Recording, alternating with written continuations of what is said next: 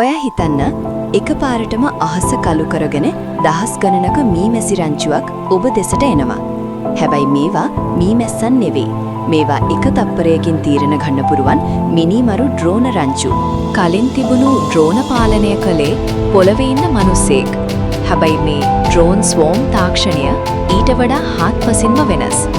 මෙතනදී එක ඩ්‍රෝන යානයක් අනෙක් යානයක් එක්ක සංනිවේදනය කරනවා. හරියට කුරුළු රංචුවක් වගේ. ඇයි මේක යුද පිටියේ මාරකයක් වෙන්නේ?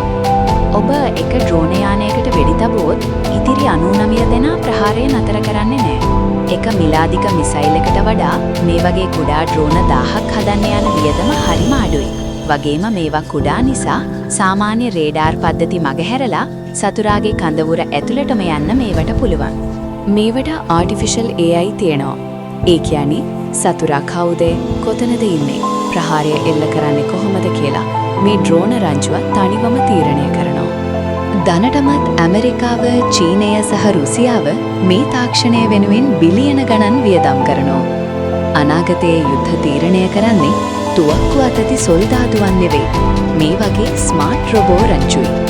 ඔබ හිතනවාද AI මගින් පාලනය වන මෙවැනි අවි ලෝකයට තර්ජනයක් කියලා? ඔබේ අදහස කමෙන්ට් කරන්න. මේ වගේ තවත් අලුත් යුද තාක්ෂණික තොරතුරු දැනගන්න වීඩියෝ එකට ලයික් කරලා අනිත් අයටත් බලන්න ෂෙයා කරන ගමන් අපිව සබ්ස්ක්‍රයිබ් කරන්නත් අමතක කරන්න එපා.